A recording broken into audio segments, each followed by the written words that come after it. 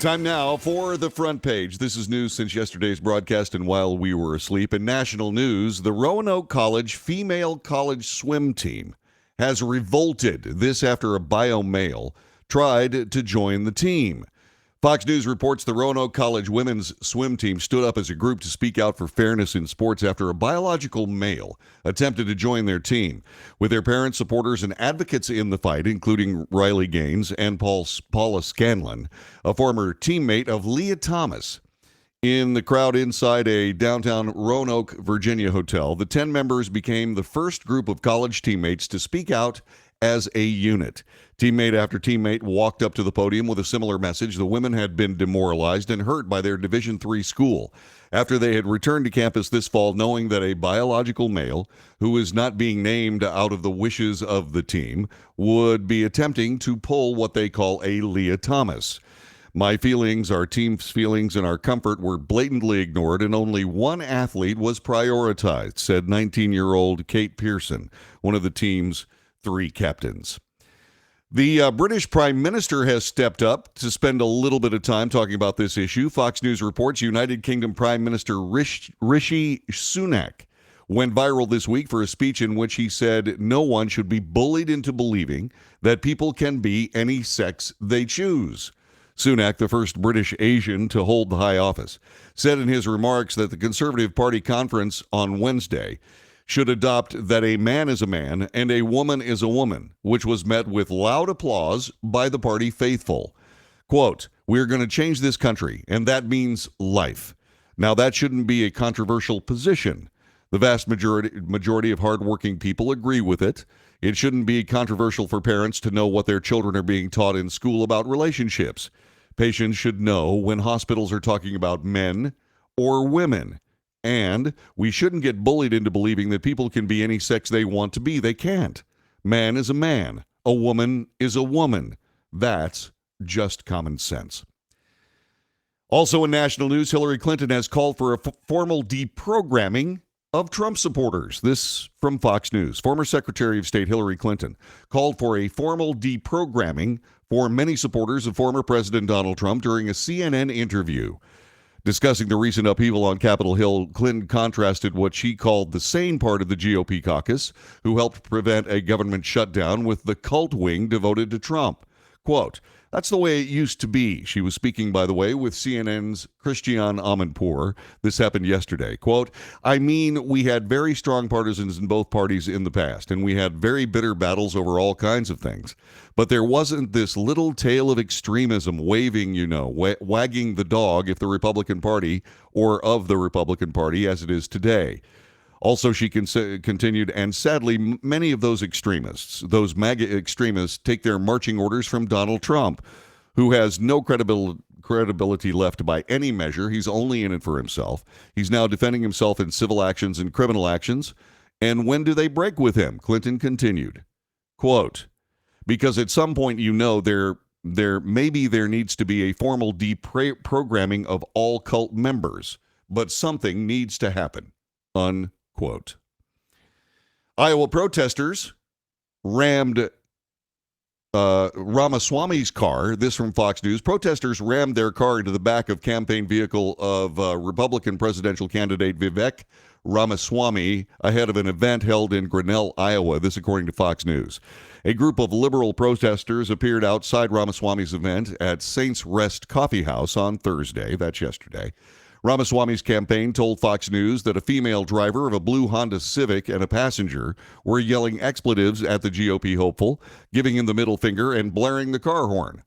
The driver later hit the rear of the campaign-parked SUV and drove off, although the campaign could not definitively say whether it was intentional. Grinnell Police Department confirmed with Fox News Digital that police were called to the scene over a property damage incident. Donald Trump says he's open to be the Speaker of the House. This from Forbes magazine.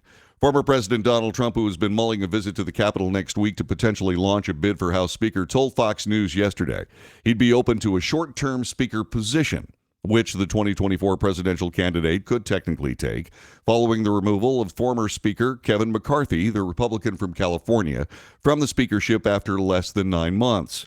Trump told Fox News he was asked whether he would serve as House Speaker as a unifier if the GOP cannot gather enough votes for another candidate, though he declined to say who asked him to serve. Trump said he would not do it because I want to, but because he had been approached by Republicans to take the position, and would offer to do it until a longer-term replacement could be put in place.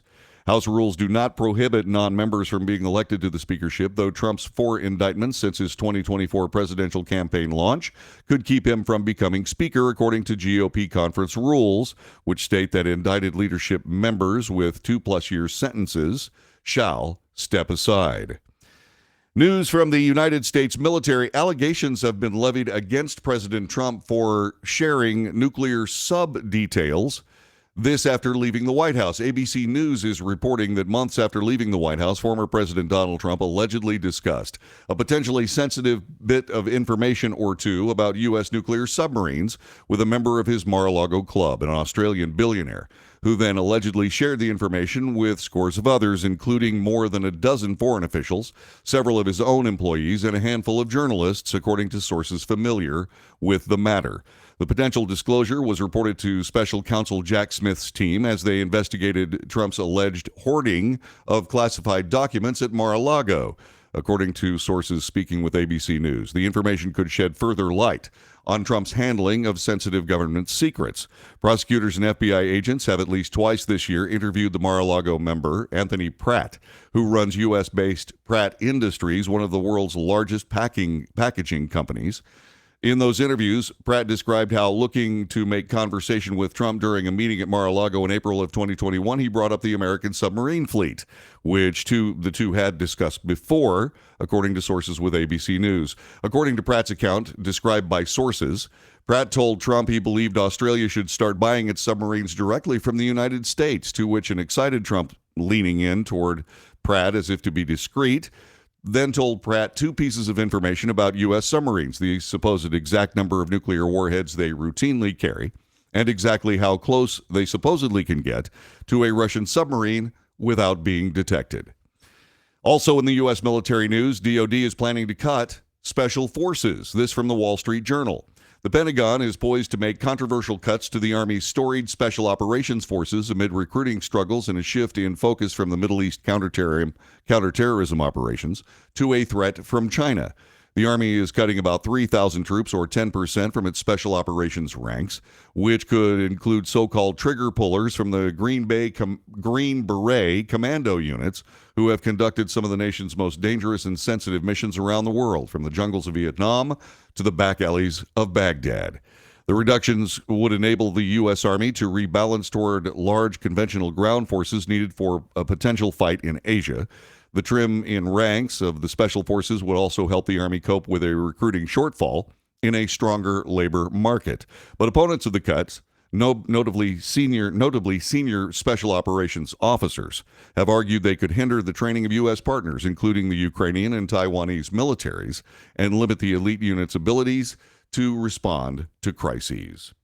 In state news today, Wisconsin, a mother has won a court ruling over transition policy of a school. A Wisconsin judge ruled Tuesday of this week in favor of parents and their right to know about their children's gender transition. Parents sued the Kettle Moraine School District outside Milwaukee, Wisconsin, over its policy that enabled and supported student transitions to different gender identities at school without informing or receiving consent from children's parents. Judge Michael Maxwell ruled in the Waukesha County Circuit Court that the policy, quote, violates parents' constitutional rights to determine the appropriate medical and health care for their children, unquote. Going forward, the judge said the district is no longer permitted to allow or require staff to refer to students using a name or pronouns at odds with the student's biological sex while at school without express parental consent.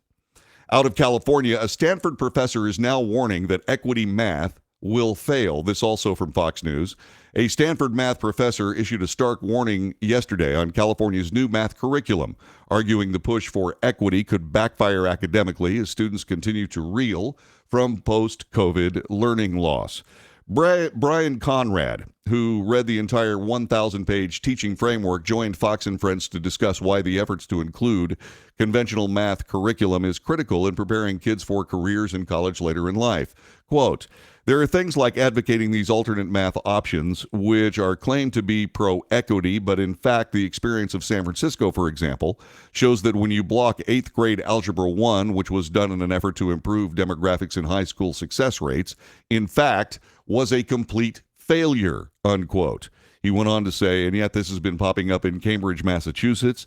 It's being proposed in Connecticut and other places, and this doesn't work. And in Indiana, Momo the monkey, howling at the moon, has returned home safely. This from Fox News.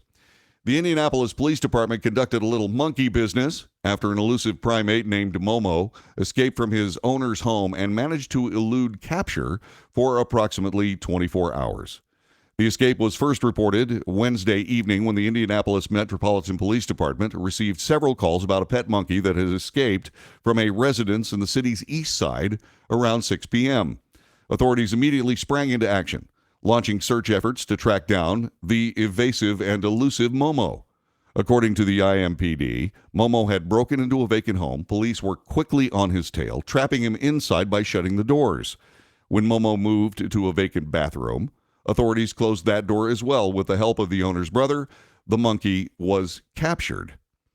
Momo, by the way, is a patas monkey known to be the fastest primate on Earth that can move at speeds of up to 34 miles an hour. This according to the Southwick Zoo in Mendon, Massachusetts. And that is today's front page.